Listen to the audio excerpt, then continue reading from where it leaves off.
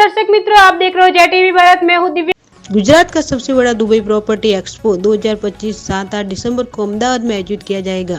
Dubai स्थित अग्रणी real estate company build caps real estate LLC शोभा realty के सहयोग से 7 और 8 दिसंबर को अहमदाबाद में बहुप्रतिष्ठित दुबई प्रॉपर्टी एक्सपो 2025 का आयोजन कर रही है। ये प्रतिष्ठित आयोजन गुजरात में दुबई के तेजी से बढ़ते रियल एस्टेट बाजार का सबसे बड़ा प्रदर्शन है। ये एक्सपो इच्छुक संपत्ति खरीदारों और निवेशकों के लिए दुबई के तेजी से बढ़ते रियल एस्टेट क्षेत्र में निवेश के लाभों का पता लगाने का एक सुनहरा अवसर है। भविष्य के विकास से लेकर शानदार समुद्र तट की संपत्ति और निजी This is Priyank Shah, CEO of Build Caps Real Estate LLC, Dubai. આજે દુબઈમાં જે રિયલ એસ્ટેટનું એક્સપો યોજવાનું કેટલા લોકો ઉપસ્થિત રહેવાના છે અને કેટલા ડેવલપર્સ સી આપણે એક્સપોની વાત કરીએ તો આ ગુજરાતનો સૌથી મોટો એક્સપો થવા જઈ રહ્યો છે હોટેલ તાજ સ્કાયલાઇનમાં, જે 7 અને 8 ડિસેમ્બર શનિ અને રવિવારે એરેન્જ થશે, જેની અંદર મોસ્ટલી દુબઈની બધી જ પ્રોપર્ટીઝ જે લોકોને ઇન્ટરેસ્ટ હોય છે એ બધી જ ટાઈપની પ્રોપર્ટીઝ જોવા મળશે અને બધી જ ટાઈપના ડેવલપર્સ અને શોકેસ આપણે કરીશું. કેટલા ડેવલપર્સ આવવાના દુબઈથી?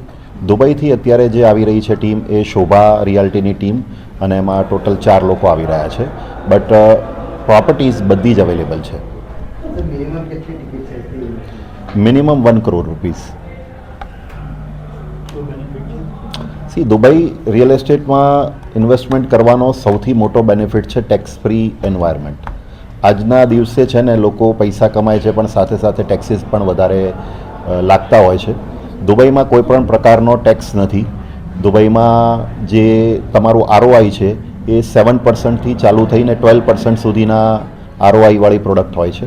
અમુક પ્રોડક્ટ આપણી પાસે એવી છે કે જેમાં 10% ગેરંટીડ ROI છે, કે તમે આજે પ્રોપર્ટી બાય કરો છો અને 10% ગેરંટીડ રેન્ટલ રિટર્નવાળી પ્રોડક્ટ પણ છે. તો ઘણી બધી પ્રોપર્ટીઝ એવી છે કે જેમાં 7%થી લઈને 12% સુધી તમને રેન્ટલ રિટર્ન આવે છે, પ્લસ તમારે એ રેન્ટલમાંથી કોઈ જાતનો ટેક્સ નથી આપવાનો. એ સૌથી મોટો એડવાન્ટેજ છે. પછી આજે માની લો કે કોઈ આજે 1 કરોડ રૂપિયા ઇન્વેસ્ટ કર્યા છે અને કાલે 2 કરોડ રૂપિયા થઈ જાય છે 3 વર્ષ 4 વર્ષમાં, તો એના પર કોઈ જાતનો કેપિટલ ગેઇન નથી આપવાનો આપણે. તો કેપિટલ ગેઇન નથી, કોઈ ટેક્સ નથી રેન્ટલ પર, અને કોઈ જાતનો GST કે બીજી કોઈ લાયબિલિટી આવતી નથી આમાં.